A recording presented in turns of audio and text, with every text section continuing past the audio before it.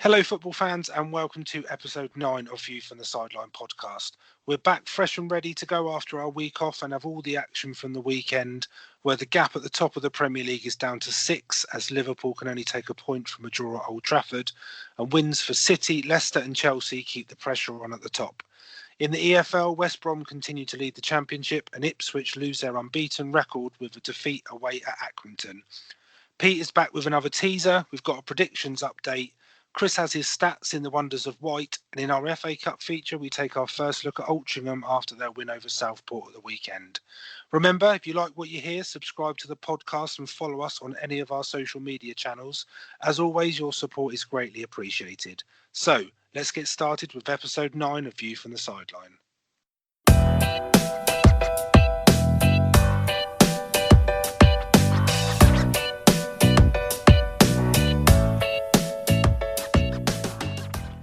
Hello everyone and welcome to episode 9 of View from the Sideline podcast. It's Rich here and we've got a very happy Chris with us, I guess. Chris, just finished watching the match? Finished watching the Champions League game, very happy. Defended well again and did what was needed. I thought we'd draw tonight because obviously Ajax is quite a difficult place to go, but 3 points is very welcome. They're not what they used to be. Well, not like when Spurs beat them last year. Lost after their good players, that's the problem. Yeah. Well, a win's a win. Any win away in the Champions League is definitely a good win.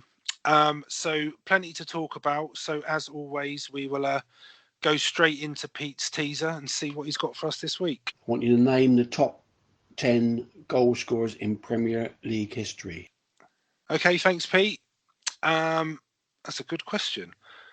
That's a good question. I think you could probably reel about half of them off. I'm not sure if we'd get the right order, but could be looking into the 90s again. Pete did say in the week, because we've got a couple right. Well, I think it's 6-2, I think, in total now. But he did say that maybe he's not challenging enough for us. But I'd like to think he's just at our level. Because we do get some wrong. We do struggle with some, and some are more luck than judgment. I think you don't want to make them too difficult. Well, no, exactly. But I reckon we'll have a go at getting all 10. I think we can quite comfortably get half of them. I reckon we get 5 or 6 straight off. So plucking people from the air. Okay, so we'll go straight into the Premier League review because lots of action over the weekend, and I think the most intriguing match. Probably before and after as well, really, but we'll start there. So Old Trafford, Liverpool dropping their first points so far this season, 1-1 draw with United. Very, very strange performance from them, I would say, because we're so used to them playing nice, one-touch passing sort of football, but they were playing Liverpool were playing the long ball a lot on Sunday, and no Mo Salah though. Do you think that makes a difference? But maybe. But I didn't think it would harm them too much, especially the run that Man United have been on. And to be fair, other than the Chelsea game this season, that was probably Man United's best performance. And for Liverpool, well, they're worse because obviously they haven't dropped points since the start of the season. But yeah, I think. There is going to be a huge running theme with each game this week, and that's VAR. Obviously, the build up to Rashford's goal. Did you think Origi was fouled, or did you think it wasn't enough? It's one of those. It's one of those. I don't know. It's almost like one of those fouls that's right on the line. I think. From a consistency perspective, I think that probably is a foul. You'll see decisions like that all the time, and they're given. I mean, he did probably make a bit of a meal of it. Yeah, but but at the same time, I'm not surprised it wasn't given.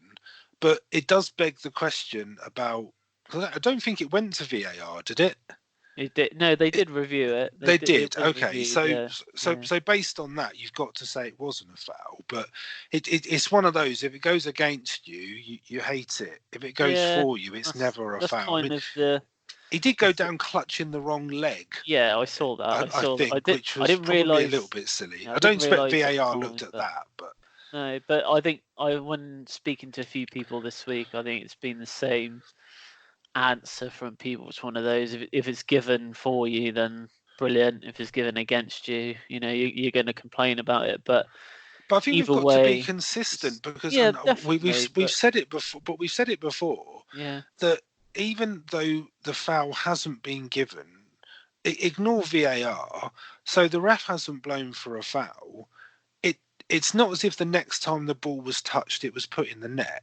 no. So Liverpool can still defend had it. time. Liverpool Yeah, can yeah. still defend the cross. They had time to defend. That's one thing that annoys me just a little bit because it's almost as if that he was tackled / fouled and then he shot straight away and scored. Yeah, But he there was didn't. enough time between the incident and then the goal. There's at least 25-30 seconds. So how long do you leave it? Personally, I'm with you on this one. I think you've still got sufficient time to clear the ball or get rid of the ball.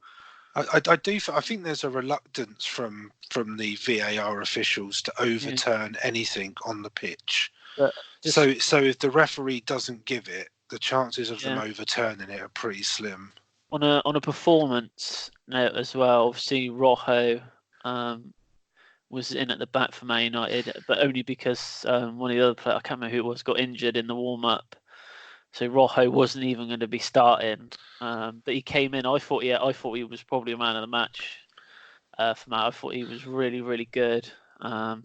They did look good at the back, United. Yeah, it did fit. It was almost like the international break, I think, has refreshed them a little bit, and I definitely think now this is a platform I think that they now need to use. No other team has got a single point off of Liverpool this season, so they have to look at that and think this could be the start of something. Get a few more wins, get a few wins on the bounce now, and see where they can take it. It still doesn't look great when you look at the league table and they're 2 points off relegation and 14th. So yeah, tight. It's so tight in that middle of the pack. It is.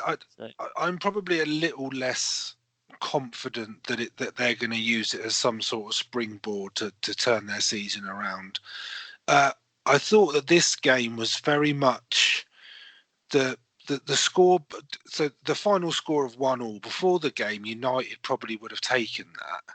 Yeah. But after the game, I would imagine they were quite disappointed. Whereas Liverpool would be the other way round. Yeah. Because for me, it was the worst performance Liverpool have put in this season. But they still got a point. So teams will go to Old Trafford and they will come away with nothing. So I think the fact that Liverpool did come away with something, they've still got that 6-point lead at the top.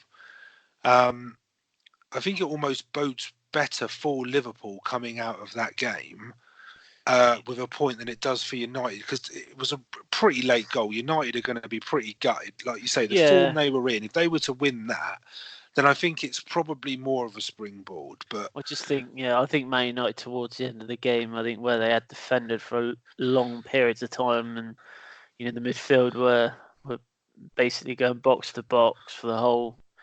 You could tell they were hanging on at the end. Yeah, the equaliser, they were so narrow. They were so narrow through the middle of the pitch that Robinson had so much space on the left-hand side to get that cross in. So you could tell United were struggling, but I think a draw's probably a fair result. And I think on reflection, they'll probably both be relatively happy about it. Oh, yeah. Maybe just Liverpool a bit more than United. So we'll move on. We'll go to Selhurst Park for Palace Man City. So this was Saturday night. So Man City getting the win. Obviously, the Liverpool game was Sunday, so they didn't know that they would be closing the gap. But it was almost a must-win game for City. And I thought they played well. I thought they dealt with Palace pretty well, to be honest. Quite comfortable. Obviously, sometimes with Palace, they are hard to break down. But I didn't really see Man City have that much trouble against them, to be fair. And obviously Jesus starting the game as well. Scores off the shoulder. Yeah, what a finish. But saying that, I thought Palace in the second half were a lot better, and Benteke almost scoring as well, hitting the bar again. I still can't remember when he last scored a goal, but that was a great save, though. I'm sure Edison pushed that onto did the he bar. push that onto the bar? Yeah, that was a brilliant save. But Palace only had 2 shots on target that whole game.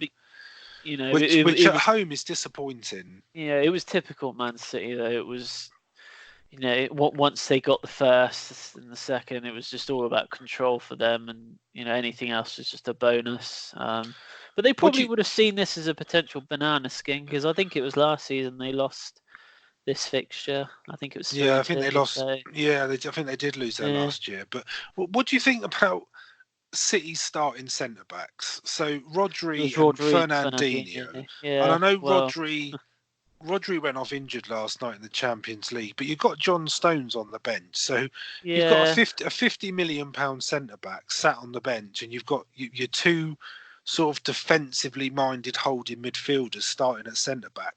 I think it's a positive in the respect of it shows how versatile their squad is, but not great if it's John Stones. Well, no, absolutely. But then you think, do they lack that depth of their squad? Where I think they're very heavy in the attacking areas, but maybe not so much defensively. But you can't at the start of the season. You can't foresee injuries to 2 of your centre backs. So I can see what he was trying to do. Other than What's happened to Kyle Walker as well? Is he injured? I think he's injured, yeah.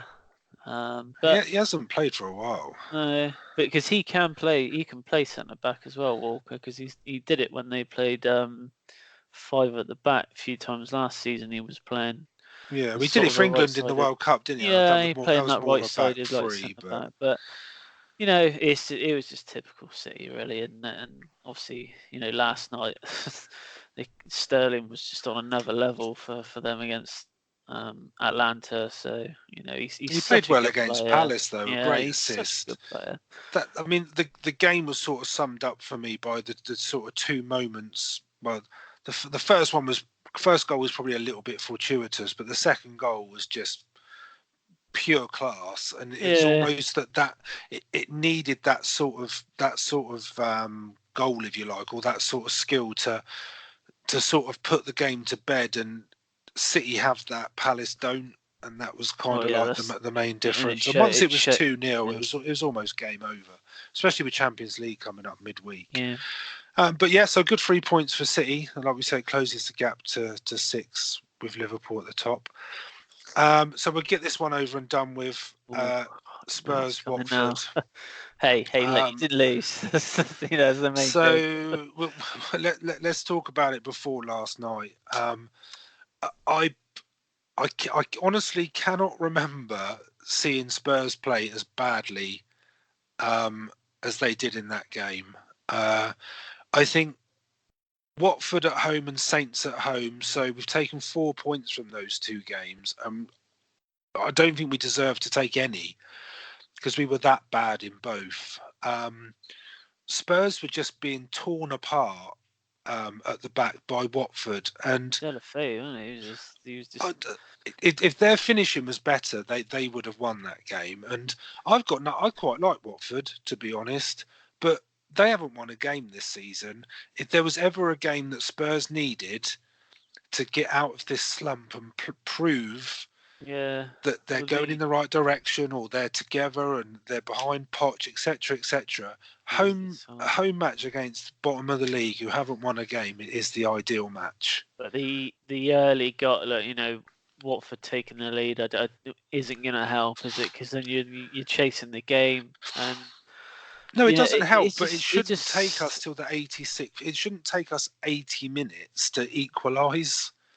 What did you think about the decision on the penalty for Watford? Did you think it was a penalty? I'm going to whisper this. I think it was probably a penalty. I thought it was a penalty. I don't think he's anywhere near the ball. There was one on Harry Kane last season, and I forget who it was against, and it was very similar. No, was it Newcastle? Might be Newcastle. No, it might be Newcastle at home this season. Was it Lascelles when he sort of He fell went down. into him? Yeah, that's it. Yeah, They were quite similar. But I don't know. I mean, if that is a decision that makes me think, what is VAR all about? Because, well, I think it's a penalty, but obviously someone doesn't think it is. The Tottenham goal, the keeper. Yeah, it's not handball. I just put that out there. I don't think that's handball.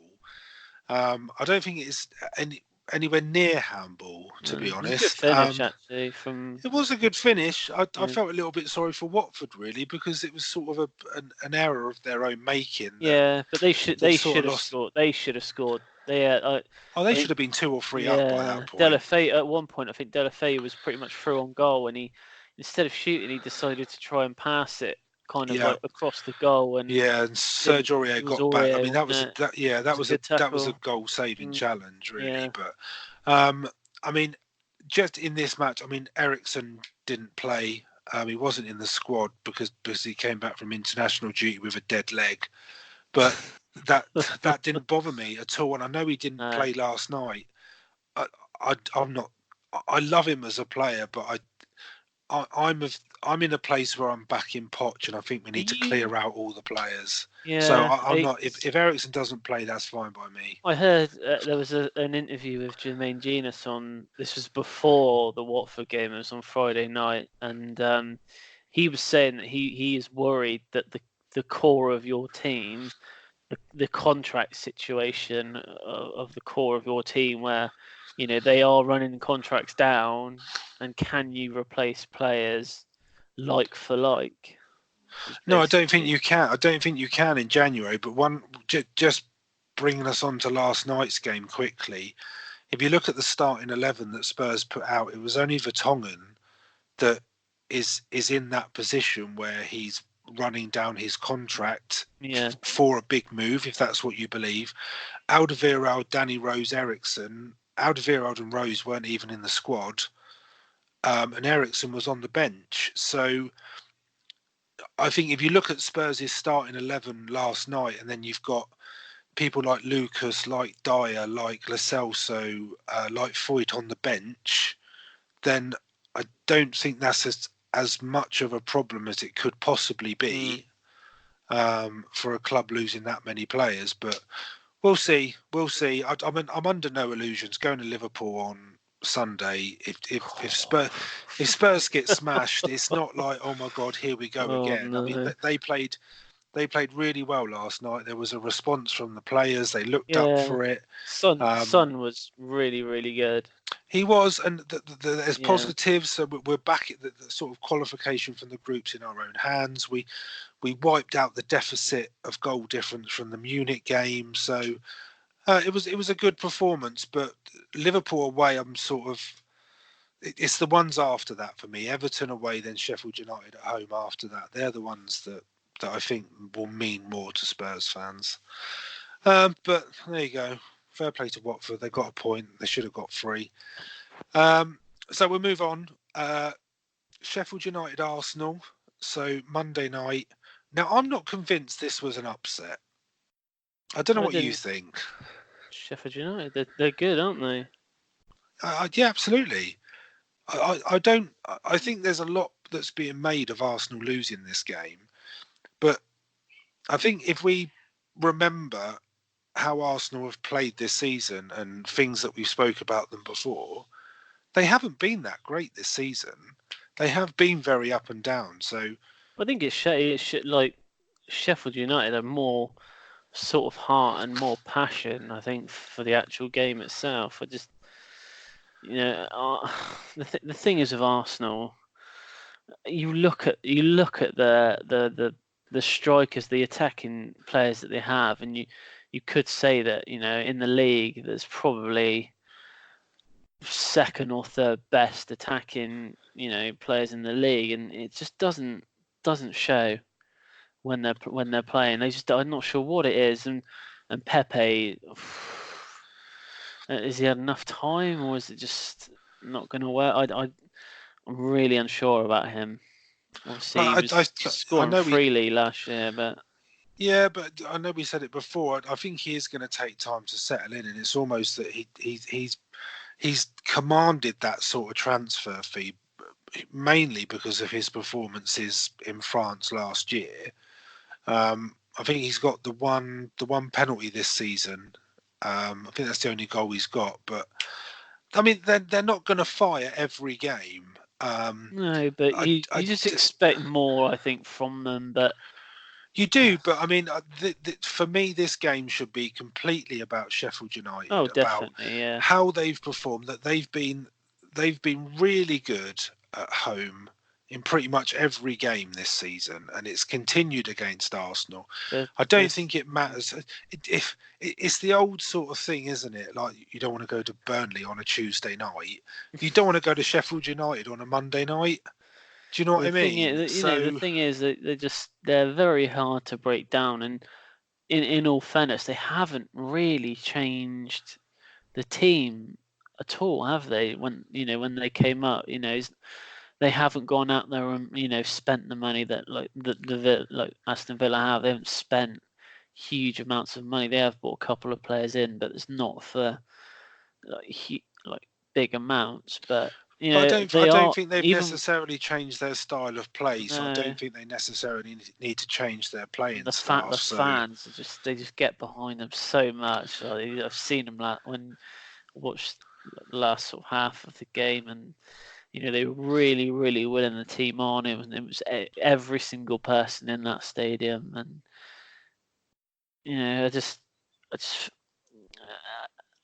they're very, very hard to break down. Even when they played Chelsea, they got a point against us. So, but they're a good side. They in my opinion, they deserve to win that.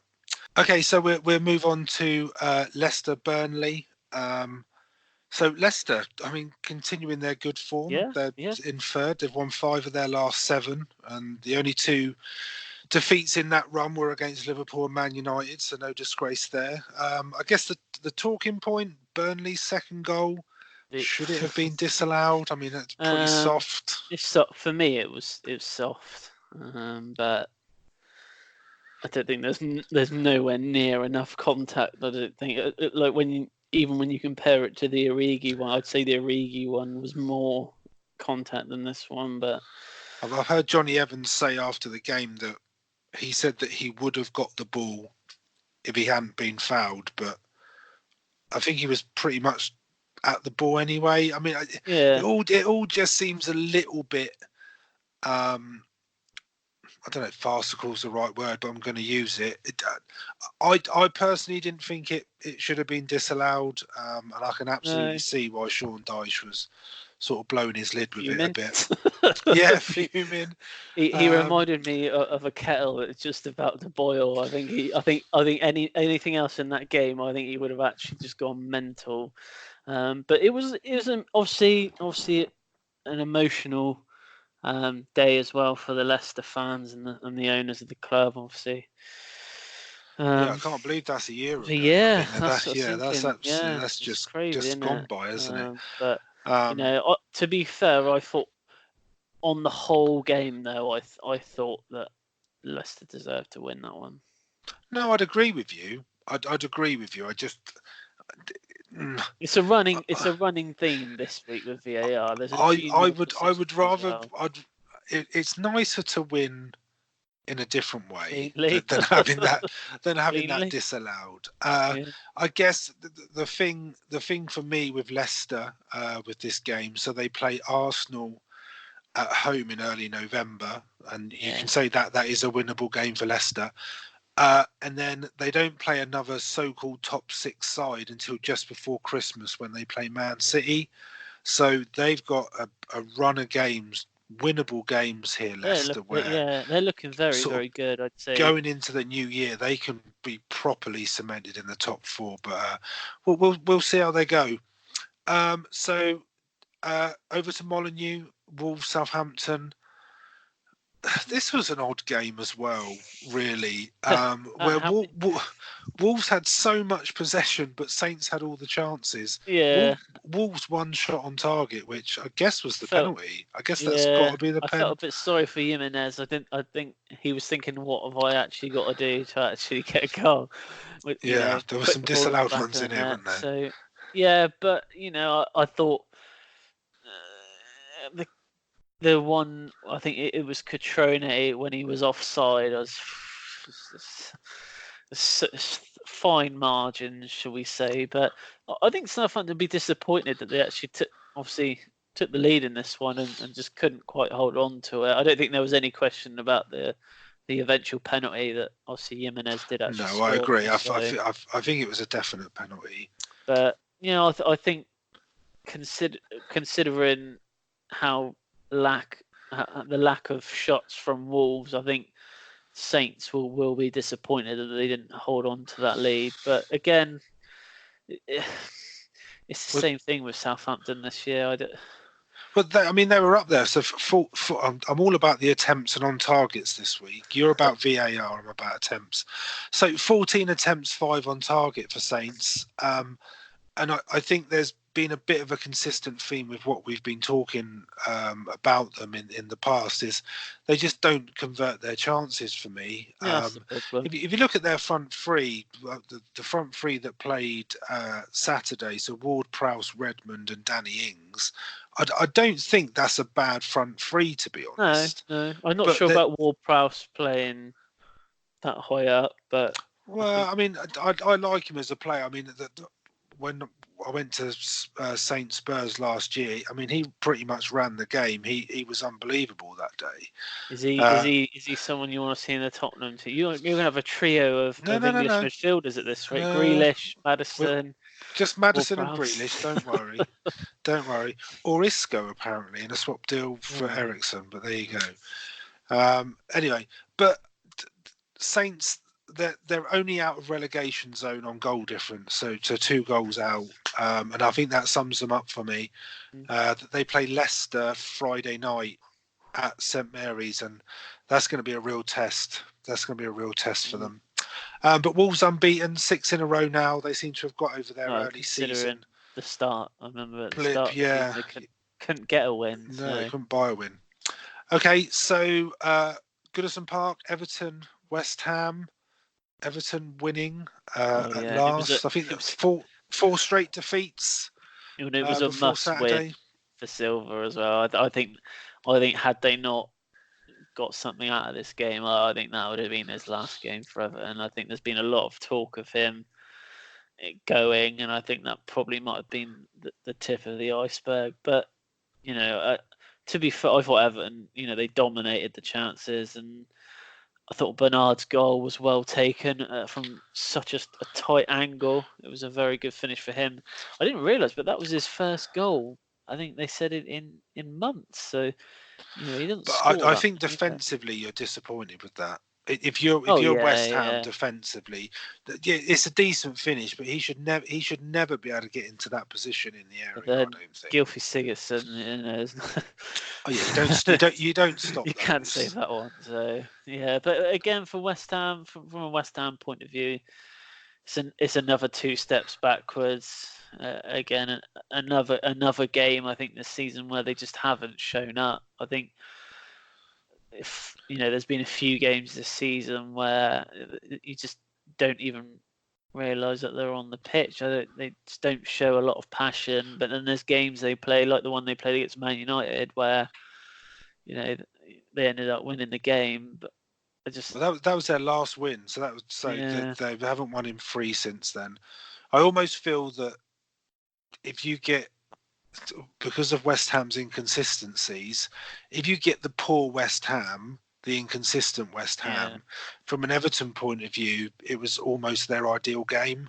Oh yeah. If West Ham had turned up, Everton could have been in trouble. But I don't think one win's going to get Marco Silva out of trouble. I think if they go on a similar sort of run where they're sucked back into relegation, I think that I think they're in this for a long 3 points season, will. if I'm honest. I think... No, I do. I think the fans are expecting a lot more, and I think that's part of the problem. But we'll move on to a team that's on the up. Villa. Ever since Leon came on, they can't stop winning. So Villa Brighton, last minute winner. So just talking about West Ham, just one thing that until you actually take a look at the table, you probably don't realise Villa are only 1 point behind West Ham. Yeah. 2 wins and a draw from their last 3, so they're going in the right direction. But this, I'm going to say it again.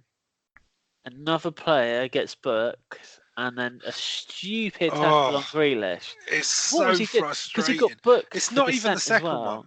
It's not even the second one. As a professional footballer, your frustration, I can understand. I'll be careful how I say this. I can understand a player's frustration if they were to, like, and I don't condone it, like headbutt another player or push over a referee, but your frustration should not be taken out on kicking the ball away or standing in front of a free kick when it's waiting to be taken.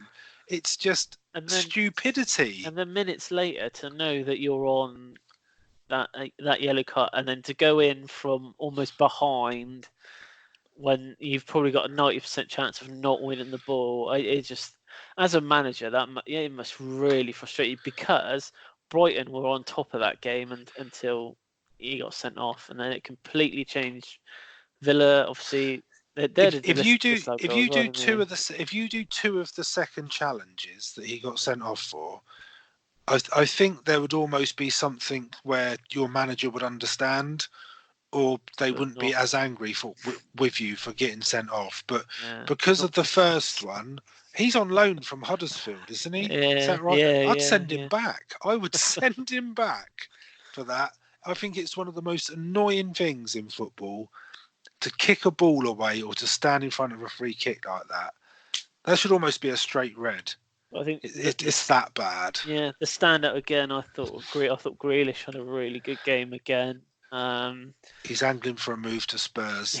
That lad. For how young he is. He's very mature on the pitch. Like with how he plays, his passing is really, really good.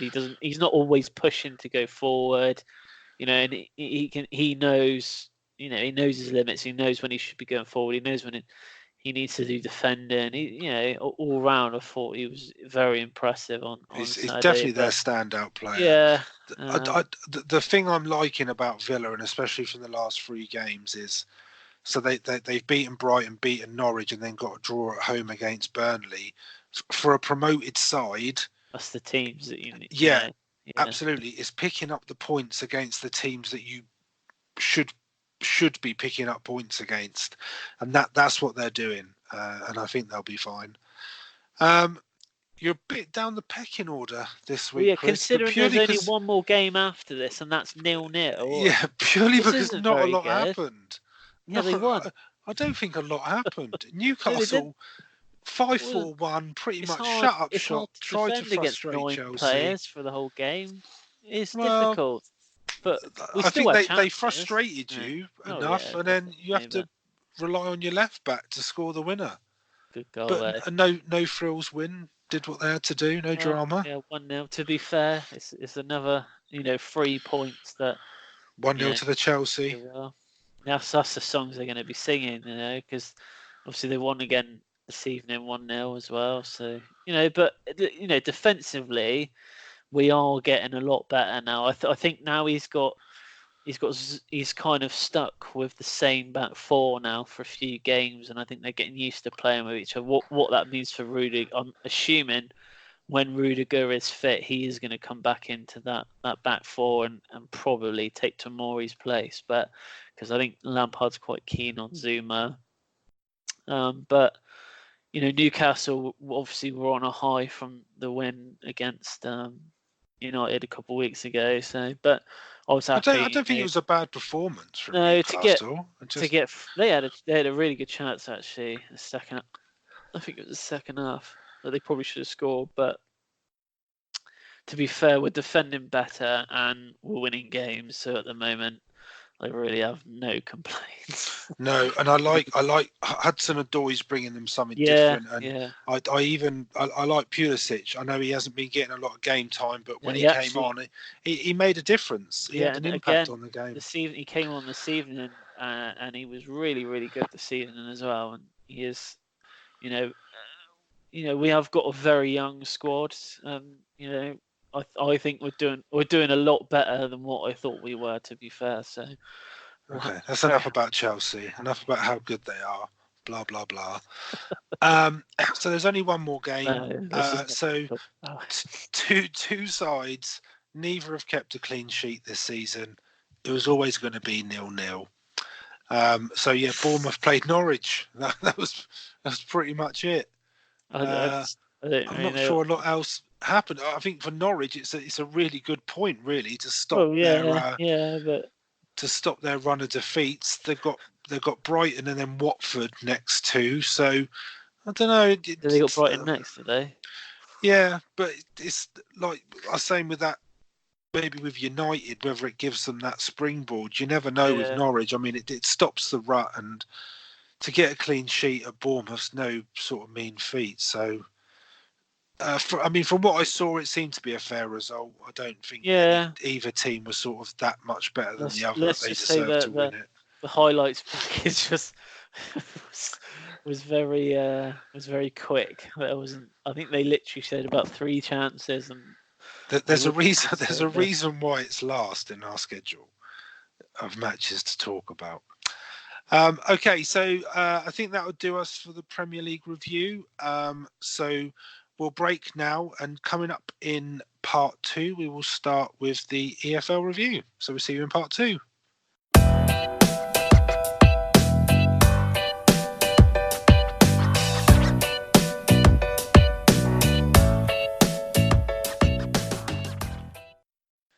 Hello and welcome back to part 2 of View from the Sideline podcast. So we're going to kick off part 2 with the EFL review. So we're starting the Championship. So it's tight at the top. There's only 4 points that separate the top 7 clubs. West Brom, they maintain their 2-point lead at the top with a 1-0 win away at Middlesbrough. Hal Robson-Kanu getting the winner in that match with only 8 minutes left. Leeds are keeping pace. They also won 1-0 at home to Birmingham, which moves them up to second. There's then 3 teams joint on 22 points with Swansea, who drew away at Barnsley, Nottingham Forest, who lost away at Wigan, and QPR, who won 3-2 away at Hull. They're currently in the playoff positions and are joined in 6th by Preston, who have 21 points, but they lost at home to Reading. At the other end, Stoke moved off the bottom of the table at the weekend after their 2nd consecutive win. They beat Fulham 2-0. They've now been replaced at the bottom by Barnsley, despite them getting a point at Swansea. Huddersfield, they make up the final relegation place and are heading in the right direction, adding to their 2 previous wins with a point in a good 2-2 draw away at Blackburn. They're now only a point behind Middlesbrough, who sit in 21st. Something that I found quite interesting, Chris, I don't know if you will, from looking at the Championship table. The bottom 7 clubs in the Championship are all former Premier League clubs. Just goes to show once you go down, it's not always easy to come back up. So we'll move on to League One. So Ipswich remain top despite suffering their first defeat of the season. They went down 2-0 away at Accrington. A defeat which has cut their lead to just a single point after second-placed Wickham got a great 1-0 win at home to Sunderland. Peterborough are in 3rd, Fleetwood in 4th, and Oxford in 5th, and they all won at the weekend. Coventry, they occupy the final playoff spot, but only managed a point at the weekend in a 0-0 draw away at MK Dons. At the bottom, Bolton, they're still rooted to the foot of the table after losing at home to Rochdale 3-1. They're on a negative 8 points due to their points deduction at the beginning of the season. So it means they're 13 points behind Southend. But Southend did pick up a point in a 1-1 draw away at Tranmere on Friday. And Sol Campbell's just been appointed Southend manager, which I think is probably a good appointment, especially what he did with Macclesfield. but he has got his work cut out. I think they lost 7-1 last night to Doncaster and had two men sent off. He's not got a lot of team to work with. Welcome to the club, Soul. He's definitely got his work cut out. The final relegation place, that is filled by Wimbledon, but they did get their third win in a row with a 1-0 home win against Portsmouth, which leaves them only 1 point from safety, with MK Dons, Tranmere and Portsmouth all on 13 points and just outside the relegation places. So over to you, Chris, for League Two. So League Two, for the second week running, we have new leaders in League Two. So Crewe have climbed to the top after a 3-1 win against Swindon.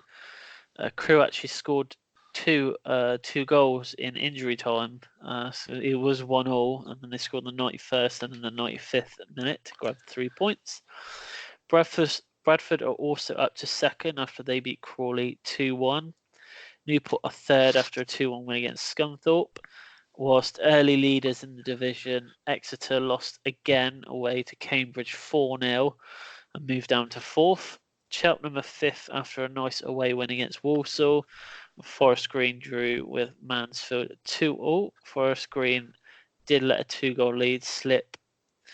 And in seventh is Swindon, who moved down after their defeat to Crewe. So Stevenage remain bottom after a 1-1 draw with Port Vale.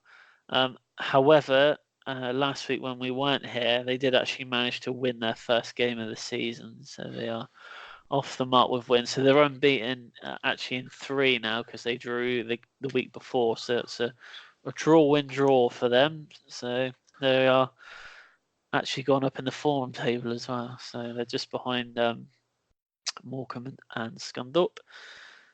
So we'll just quickly talk about the FA Cup at the weekend, because obviously there was no National League games. So Yeovil played against Haringey away and were winning 1-0, but there wasn't much to talk about. So obviously most of you would have heard, I think, well, it was literally on every website, every sports website. I think it was national news. Yeah, it was breaking like national Sports. news. So obviously, there was some crowd trouble. I think it was about 60-ish minutes into the game, but I've heard it was ongoing for quite a majority of the game. But we don't. This is the side of football that no one really likes, and for it to be like the team that you support is just a bit odd. Obviously, there were bottles thrown. I'm not sure if you've seen the videos, Rich, but there's videos of this happening, so it's clear to see for everyone. And unfortunately, reports of racial abuse towards the Haringey goalkeeper, which is totally unacceptable. And glad to see that the people that were doing it have been caught. So I think that's good. And I think I spoke to you after it happened, and I think we were both kind of in the mindset of they probably should be kicked out, I think. But I've had time to think about it, and it would have been hard, I think, to be kicked out on the basis of it turns out it was 2 people that ruined it for everyone basically. But the Yeovil will remain in the cup, and the game is actually going to be replayed next Tuesday. So we'll be recording whilst the game is on, and they've been drawn against Hartlepool if they manage to get through this in the first round. So I think it's always a difficult topic to talk about, and I know that obviously when all the stuff kicked off in Sofia with England in the Euro qualifier, I think we purposefully sort of didn't talk about it. I think the reason probably it's the best thing to mention it today is because we've almost got this running thing with Yeovil where, like you say, it's where you're from, it's the team you support. Based on that, we've always sort of kept an eye on them with their results last season and obviously into this season. I I just think it's the side of football that nobody wants to see. No. And I think the whole what happened with England and Bulgaria and the sort of 3-step process, if you like, that UEFA have got to protect the players, and I think obviously that's not in the FA Cup. We're talking about non-league football here. Yeah, that's what I mean. I think where you've got a manager who is taking his players off the pitch. I've got to be honest, and it will divide, and I think everybody's got an opinion on this. And I'm not saying that people are wrong for saying it's the wrong thing to do. I would fully support him for taking them off. I think it's unacceptable. Oh, definitely, because it's not just the racial abuse. There are bottles being thrown at a goalkeeper. There's not, and I don't necessarily go with the theory that it's only two people. I think that when you're talking about like the Kick It Out campaign and all the kick racism out of football, all the groups that are involved in that, if we're pushing for UEFA and FIFA to hand out harsher penalties and sort of 5-figure sums, and we want teams kicked out of European competitions and for them to lose their Champions League places, etc., etc.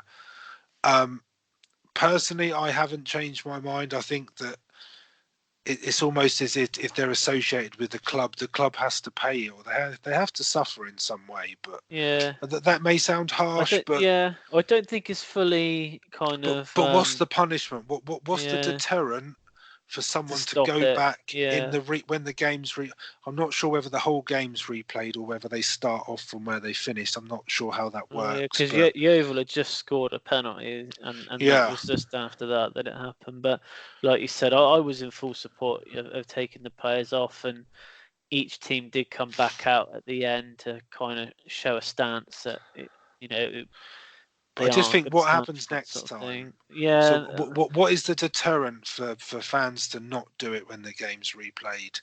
The fact that those two guys aren't there? Well, I don't know. Anyway, it's not something we want to see in football. I think it's a whole bigger issue, but I think it's probably important to mention it today. Yeah. But hopefully the replay in any future games will pass by without incident. I think it would be fair to start the match 0-0. Personally, start from the first minute. I hope that's what they do. Yeah, I'm not sure of the rules. They are replaying the whole game from what I'm aware of. So. Okay, well that'd be good. Okay, so I guess while we're on the FA Cup, we're going to do a bit on our ongoing feature now, where we're going to introduce the listeners to Altrincham. So they are our next team in our FA Cup feature, because of their 3-1 win over Southport at the weekend. We'll hold our hands up. We're not having much luck. Each team that we've picked have lost. Yeah, they've lost. You can't put a positive spin on it, but Altrincham are going to be different. So we'll just give you a bit of background on their FA Cup journey so far. So how they've got to the first round proper. So they came in at the second qualifying round, which is when we picked up this feature, which is when we had Runcorn. So Altrincham, they drew 1-1 with Chester in the first game, which then went to a replay, which they won 1-0. That's then progressed them to the third qualifying round, where they were away to Halesowen and got a 2-0 victory. That then led them to Southport on Saturday, where, again, away from home, they won 3-1. And they've now been drawn against York City, again, away from home, in the first round proper, which is, I think that they take place the weekend of the 9th of November. I'm not sure whether with TV or that may change. But I think it's 2 weeks on Saturday. Yeah, scheduled for the 9th. So, York City, so they are in the same division as Altrincham. York are currently top. They're currently top of the table. But that doesn't matter. I hear you sigh, Chris, but don't panic. Because Chester, who they beat in the second qualifying round, after the replay. They're second in the league, so Oh, they've already So knocked they've out the got. second team. Oh, right. So why not knock out the top guys? Go for it. So just to give you a bit of history around Altrincham, so they're nicknamed the Robins, and they were founded in 1891, and they play their home games at the J. Davidson Stadium.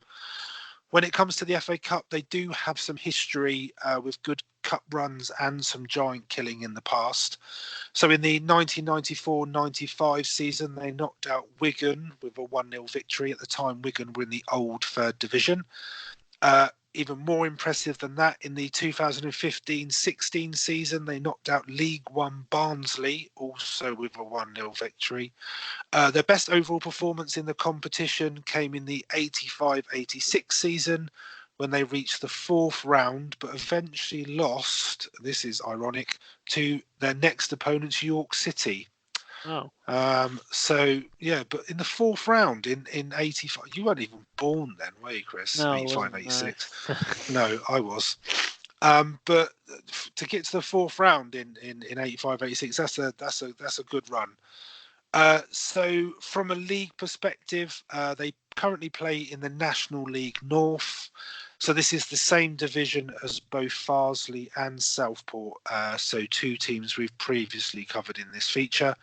The club's in their second season in that division after gaining promotion as champions from the Northern Premier League in the 2017-18 season. Last season, which was their first back in the National League North, the club finished fifth after the regular season, but they were knocked out in the playoff semi-final to eventual winners Chorley, but it did go to penalties, so they were only knocked out on penalties. This season, they're currently in 18th place in the league, so they do sit just above the relegation places with a record of 3 wins, 4 draws and 5 defeats from the 12 games they've played so far. They do have, because of the cup run, they have got some games in hand on the teams above them. So I'm looking at it as a false position, really, because if you actually look at the table, if they were to win their games in hand, they do move up quite considerably. The team are unbeaten in their last 5 games, 4 of which have been in the FA Cup. They've only played 1 league game since mid-September, which was a 1-1 draw against Guiseley. So that probably sort of contributes to their league position as well. The next game is Saturday, so they're home to Telford. Telford, who are 13th in the table. So as we've done with all the other teams that we've followed, we will be keeping an eye out and doing a bit of stuff about the game at home on Saturday. So we will be cheering on Altrincham. So that's our first introduction. So we will be doing some more in the build-up around some of their league games, as we've said, and obviously looking forward to the FA Cup tie with York in a couple of weeks' time. So we're on to our 4th club, Chris. Runcorn, Farsley, Southport, and Altrincham. But we will stick with Altrincham until at least the second round. I've got faith. Really interesting, actually. I mean, I really like this about this feature because we're getting to find out more we're about going to all the northern non-league teams, clubs, and obviously, hopefully we can pick up a southern team at some point. Oh no, not yet. Oh no, we like want round. Altrincham to round, get Chelsea third round. That'd be, yeah. Or Spurs, because they'd probably beat Spurs. But I guess from the podcast point of view, we have picked up some sort of stuff along the way from each of the clubs, like the interview with Luke at Farsley and that sort of thing. So it's been really good. So hopefully we'll be able to do something with Altrincham. Hopefully, fingers crossed. You never know. We might be able to do something with them in the build up to the game. We've certainly got our fingers crossed. So we'll move on to predictions. Chris, very loosely, because we both got battered by Amy. Batter. Well, I mean, it was Lallana's last-minute goal that sort of gave her the win, but it was a poor week. So 6 points for us, and then 13 for Amy. So that's a few of those you've had this season, isn't it? A few. All right. I've had a 0 as well. Yeah, I've had a 0. So coming up this week, Nathan's our guest. So fingers crossed. I just got everything crossed. It's just ridiculous. I need to start getting points in this feature, otherwise we're going to bin it. Because I see I'm a few points ahead of you now, aren't I? Yeah. It's my ball, Chris. If we're not playing by my rules, I'm not playing at all. I take my ball away. We'll pop it. Yeah. I'll pop the predictions ball. But so you can go on the website and you can see all the previous rounds for predictions and all the details from last year where Jamie was our winner. I think Adam's still top this year with 26. So it's a beatable score, but no one's getting near it at the moment. So that leads us into your wonders of white, Chris. So I look forward to the Chelsea stat from this weekend, because there is every week about how great they are. Wow. Is it that like Frank Lampard is actually God or something? That doesn't need to be in this feature. Everyone should know that already. Because that's a fact. Yeah, that's a fact. Okay, off you go. Okay. Since Brendan Rodgers' first Premier League game in charge of Leicester, Jamie Vardy has scored 15 Premier League goals, and that is 2 more than any other player in that time period. So scoring the goals. So since making his Premier League debut in 2012, January, only Christian Eriksen has scored 4 goals from outside the box than Gylfi Sigurdsson. It's all about Maddison and Grealish. So Eriksen's got 22 and Sigurdsson is on 21. He hasn't scored any of those this year, has he? Well, Eriksen. I'm so anti-Eriksen. Move on, Chris. Just ignore me. Fine. This is the first time an English player has scored for both sides in a Premier League meeting between Manchester United and Liverpool since November 2001. And that was when Michael Owen scored for Liverpool and David Beckham scored for Manchester United. And Callum Hudson-Odoi is the second. It's the Chelsea one. Is the second youngest player in the Premier League history to assist in 3 consecutive appearances. Only Michael Owen can better that in January 1998. So he's actually in 2. I've only just realised that Michael Owen's actually in 2 of the facts. I've got to be honest, Chris. All jokes aside, that Liverpool United one, that's a really good stat. Yeah, that is really good. I don't think that should have been a teaser. That would I can't believe it. 2001. Yeah, 2001 was the last time 2 English players scored in that fixture. Oh, it's crazy, especially when you think like Steven Gerrard and Owen and like McManaman or Fowler and all the English players United have had. That's crazy. Crazy. Good stat, Chris. I'd say that's your best one this season, without a doubt. I'm very impressed by that. I will I'm going to tell everybody that and claim it as my own. No, I won't really. Okay, so we better get on to the teaser answer. So the top 10 Premier League goal scorers of all time. So I've been having a think while we've been doing today's episode, and I'm going to throw 6 at you that I think may be in the list. So I think Alan Shearer's a given, because he's the leading scorer. Then I've got Andy Cole. Yeah. Teddy Sheringham. Yeah. Wayne Rooney. Rooney, definitely. Van Persie. I'm not sure about him. And I've put Lampard in. Lampard's got to be in the top 10. Yeah, Lampard will be in there. He is, right. So if we definitely say Shearer and Lampard, I'm going to say Cole as well. So I would say, so here are the ones that I would have said. So I would have said Shearer, Rooney, Henry. Shearer, Lampard, Henry, Rooney.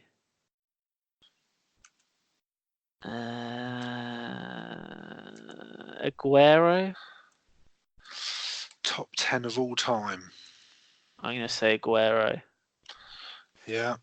Not sure about That's 5. God, it's a bit harder, I thought. Right, okay. So let's get some definite. So we're going to go Shearer, Cole, Shearer and Cole, definitely. Yeah, Sheringham.